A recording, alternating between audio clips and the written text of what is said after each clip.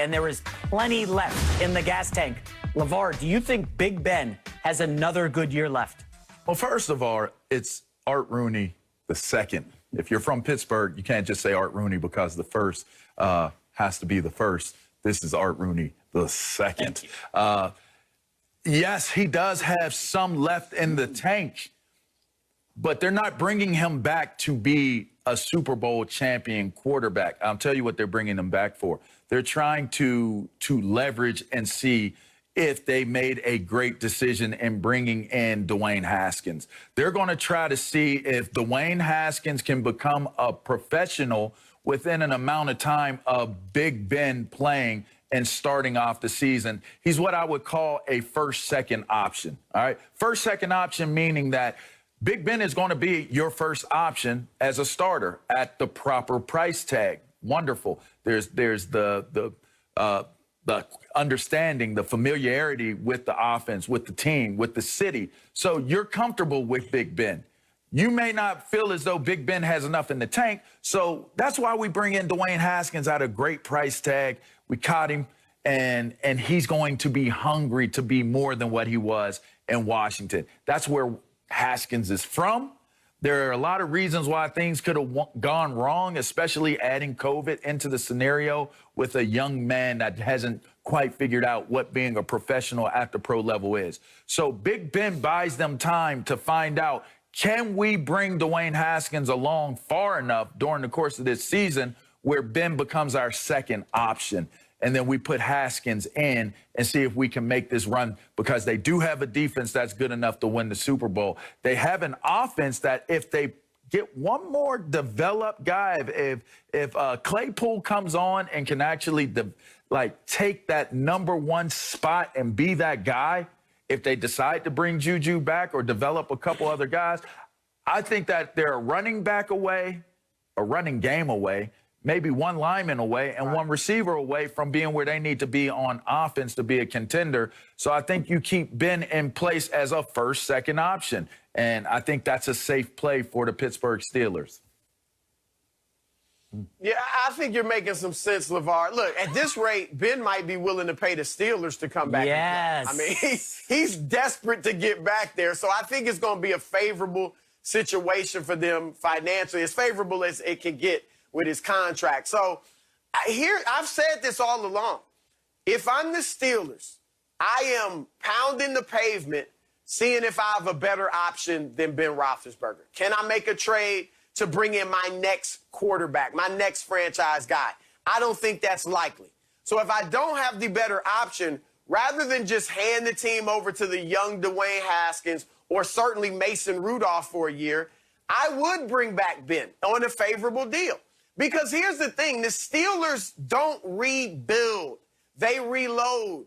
All right, Mike Tomlin in his 14 years, guys, never a losing record. Never. Even Bill Belichick can't say that after what happened last season. Never a losing record in 14 years. Bill Cowher, 15 years before Mike Tomlin, 3 losing seasons. So the Steelers don't just fall to the bottom. All right, they reload. And Ben, to your point, LeVar, gives them a chance to be, I think, a playoff team. Now, I don't think they can contend for the Super Bowl next year. But I do think they could make the playoffs. And while that's not the ultimate goal, that's not bad. You were relevant.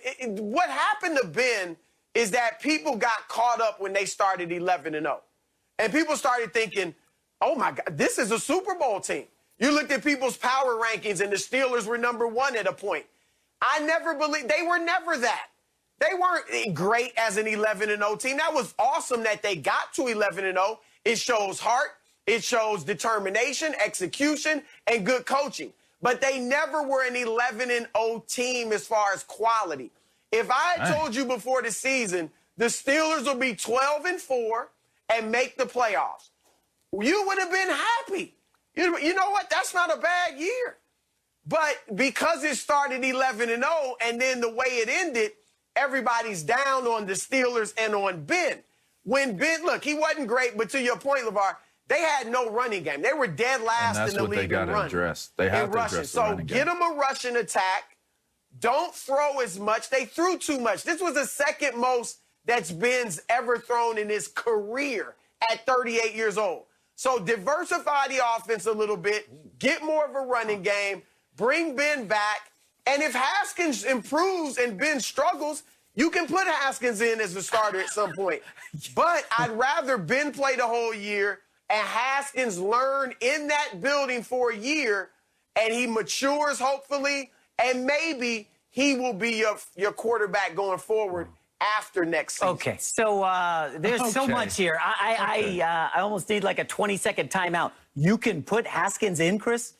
Please stop. No, that's not happening. But here's the interesting story here. So Russell Wilson and Aaron Rodgers both chirped up this offseason. As soon as Brady wins the Super Bowl, remember, Brady said, give me Gronk, give me AB, let's get Fournette. They get to call the shots in Tampa, Tom Brady. So Russell Wilson and Aaron Rodgers both a little upset. What's going on with Ben Roethlisberger, who's won 2 Super Bowls? He's just twisting in the wind. The Steelers kind of let him dangle out there. We're like, hey, we're going to kick the tires, as you said, Chris, on Sam Darnold. You know, we're going to see, can we bring in Carr? Do we need to make a move?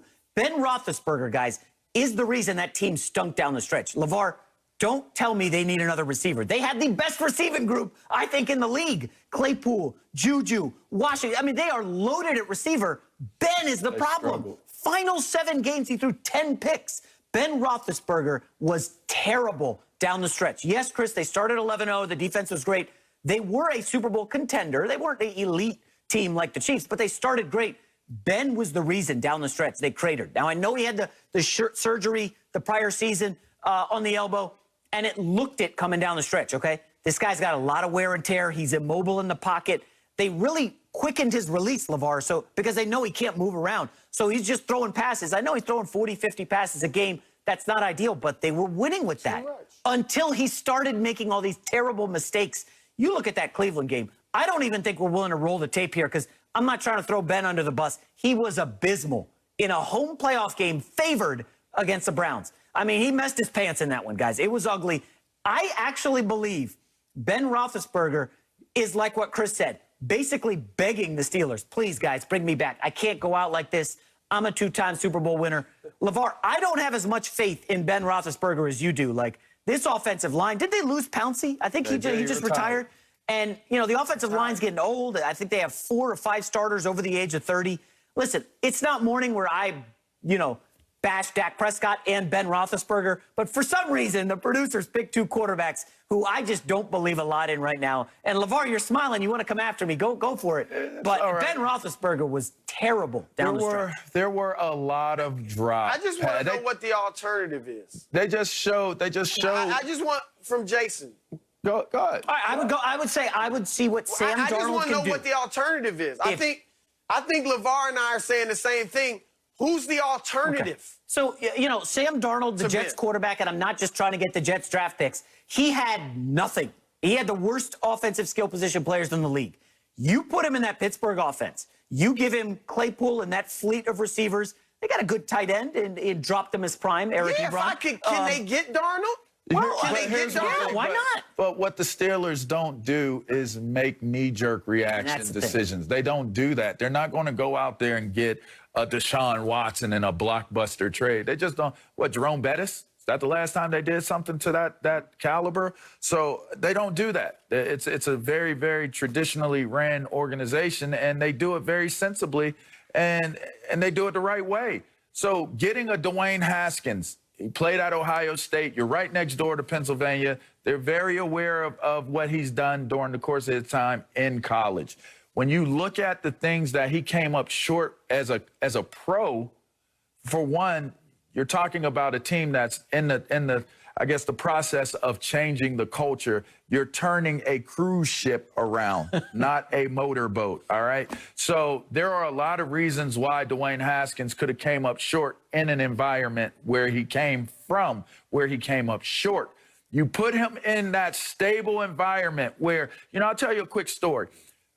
I always ask, why is Pittsburgh such a great franchise that does well all the time? And the guy told me, he worked for the Steelers. He said, this is sum it up.